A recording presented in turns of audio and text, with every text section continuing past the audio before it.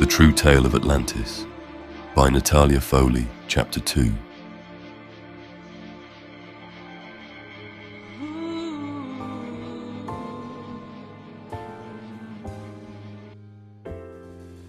The gardens were of impossible beauty.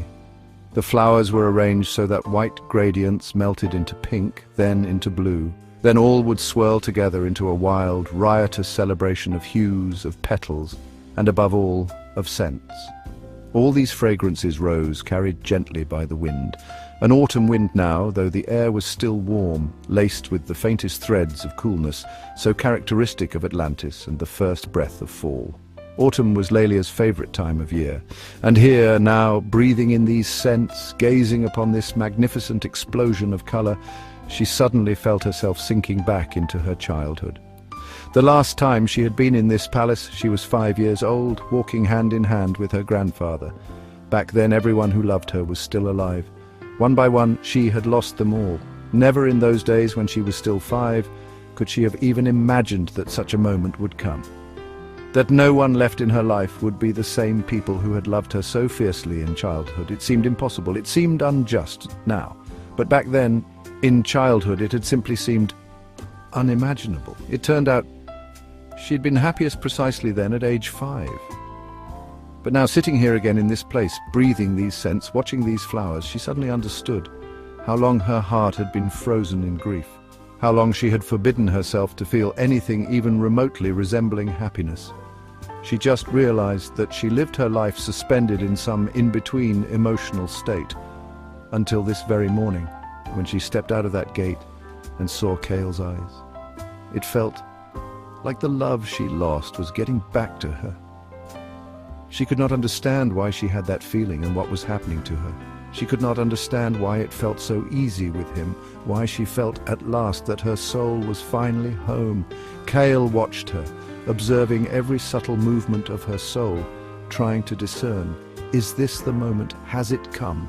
The moment when he can tell her the whole truth, explain to her why she is here, not because she's a great architect, though she is, not because she is a breathtakingly beautiful woman, though she is one of the most beautiful women he has ever seen in all his lives, but because she is his soul's other half, the one he has waited for across 30,000 years, countless millennia. He could not believe she had appeared in his life, and now, of all times, now when only a few days of life remained, and now gazing at her he suddenly understood. Perhaps this was his greatest mission of all.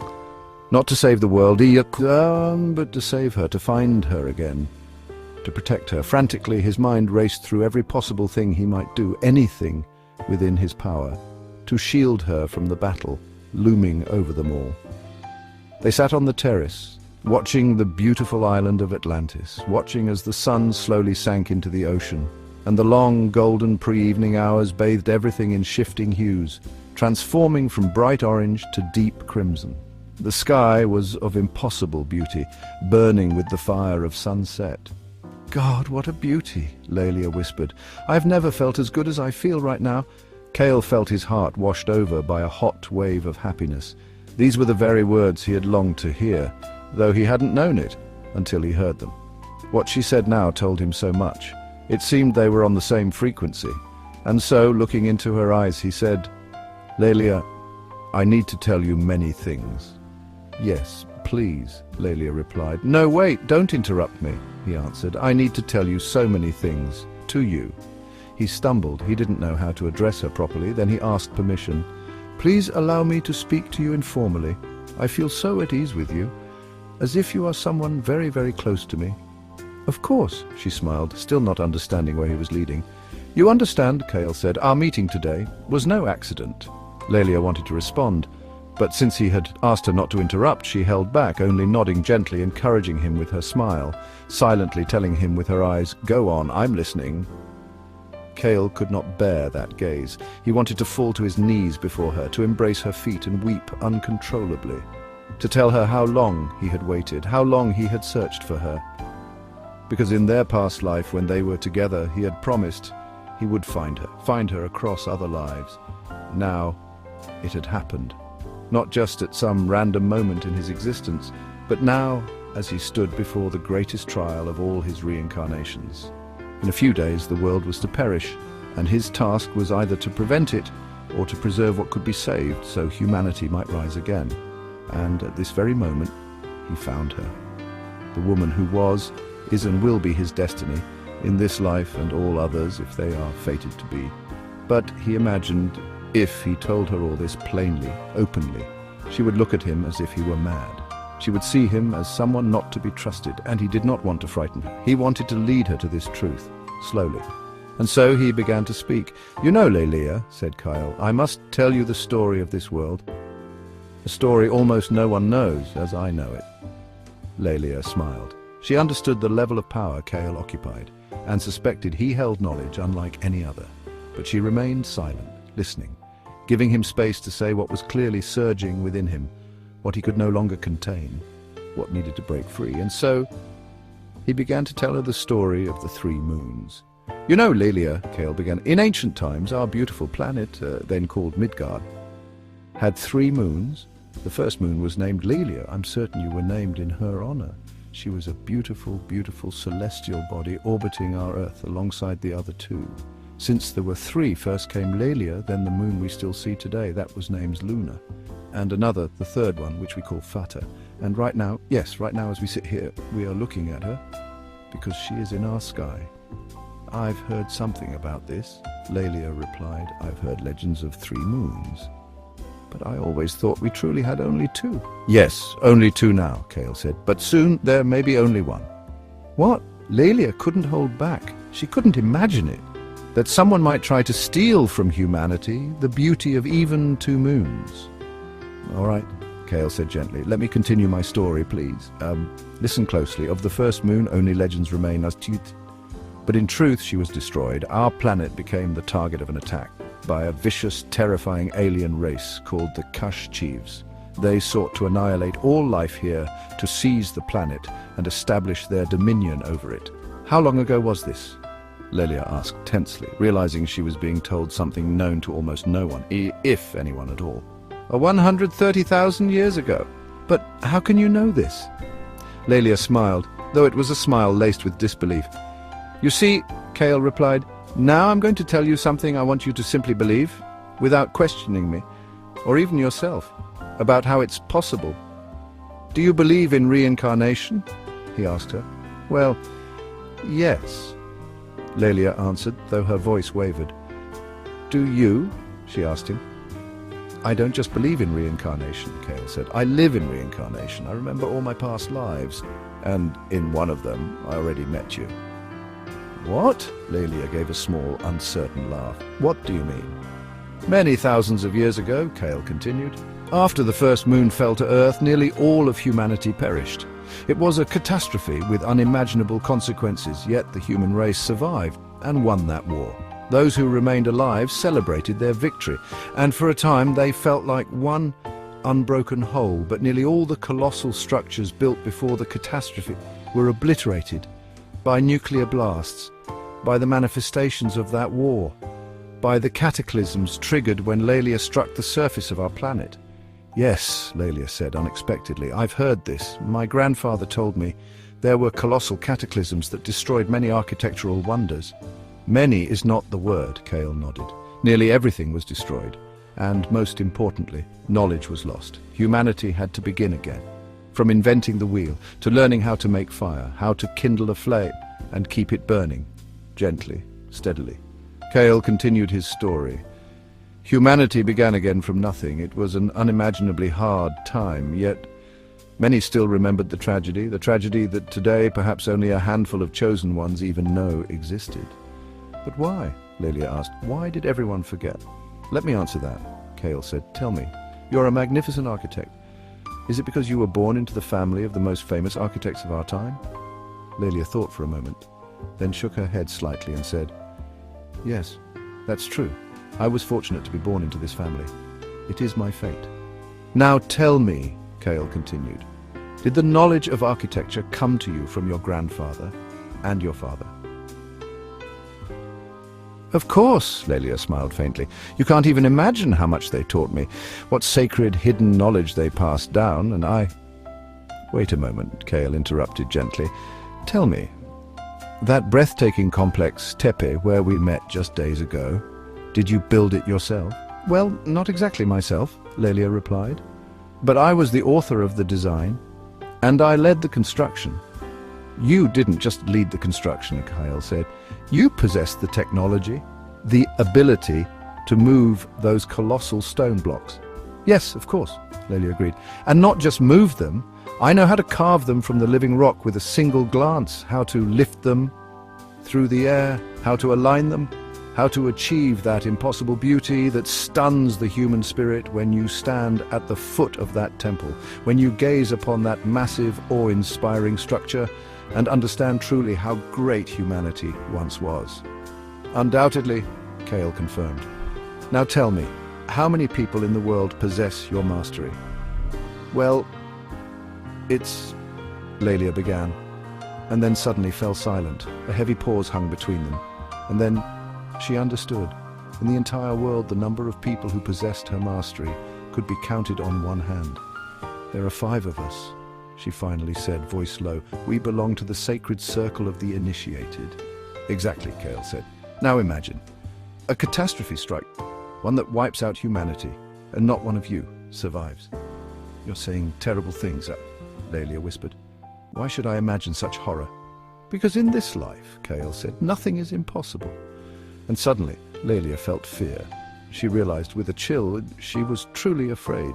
These were not just words, they might be prophecy, that some unknown catastrophe, one she did not yet understand, was descending upon her, upon the entire planet. But most of all, she understood this was not just a frightening tale. She felt the real pain in Kale's voice, the weight he carried, and knew this was not fiction. A true threat had already arrived. Kale, Lelia said suddenly, I understand. A great disaster is coming for us. That's what you're trying to tell me. He looked into her eyes and silently nodded. Oh, God, Lelia cried. Why? Why? Wait, Lelia, Kale replied softly. Let me finish. By the time I'm done, you'll have far fewer questions. Kyle continued. So, when the first catastrophe struck, all those who held humanity's most astonishing, magnificent knowledge vanished. And humanity spent many millennia climbing back, slowly, painfully, to the level where you and I stand today. Rebuilding all the lost knowledge, knowledge that, even now, has not been fully restored. And even today, that knowledge belongs only to a narrow circle of the chosen. If something happens now, today, humanity will be thrown back thousands of years again. Countless future generations will spend their entire lives reinventing everything we are about to lose in just a few days. Why? Lelia cried out. Why must this happen? Why can't we stop it? I will tell you what it is, and why it cannot be stopped, Kale said. Because humanity holds both great good and great evil. Humanity is divided between those who cherish beauty, who understand the value of life, who honor what was passed down from their ancestors, who take pride in righteous deeds, in noble lineage, and who know how to be happy, finding joy in small things. Like right now, you and I, watching this breathtaking sunset, breathing in these exquisite scents drifting to us from every corner of this beautiful island. This is happiness. Yes, of course, Lelia agreed. But there are others, Kale said, for whom happiness lies elsewhere, for whom happiness is found in malice, that's all. Yes, Lelia smiled faintly, I understand you, it's true, she added. I'm sorry if I'm interrupting you. No, it's nothing, Kyle said. Keep speaking. I'm sorry if I'm interrupting, Lelia repeated. But the thing is, when I design my projects, I'm always given demands from my clients to make even the walls appear golden. I have a special technology that makes them look golden, though the actual gold content is minimal, and I've always found that oddly touching because... Wait a moment, Kale interrupted gently. You're absolutely right, but it shouldn't be touching. It should be alarming. Well, yes, Lelia agreed, thoughtfully nodding. I suppose you're right. Yes, Kale smiled faintly. You've always thought I was right. You see, at a certain point in time, humanity split into 2 groups. One group valued happiness and simplicity, the gifts nature freely gives. The other group valued wealth, Things taken from nature, adornments, gold, power. Power, perhaps, is the strongest drug of all, one that turns human beings into beasts. And it is this category of people who rule the world today. Lelia grew serious. She understood now. The conversation had turned deeply grave. She did not interrupt Kyle. She only watched him, eyes wide open, listening.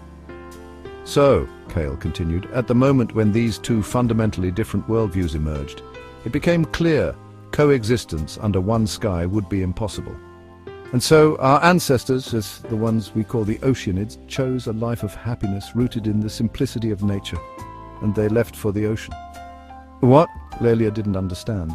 How did they leave for the ocean? Kyle smiled. Exactly as it sounds. They went into the ocean, literally. They are the dolphins we so often see in the sea. I'm certain you've seen them. They are our brothers. You and I carry their genes.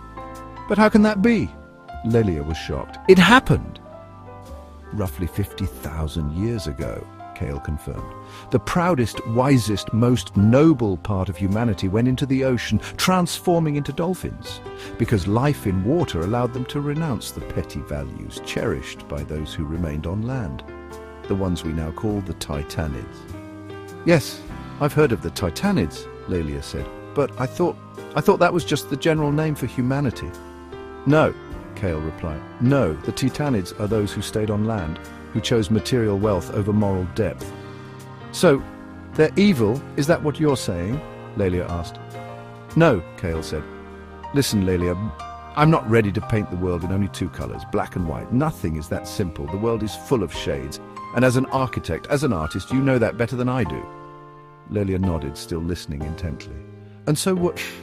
Now you know the most important things, that Earth has already suffered an unimaginable catastrophe, the loss of one of our moons, that humanity was thrown back hundreds of thousands of years in its development, that at one point humanity split into two groups. One chose spiritual riches over material and left for the ocean.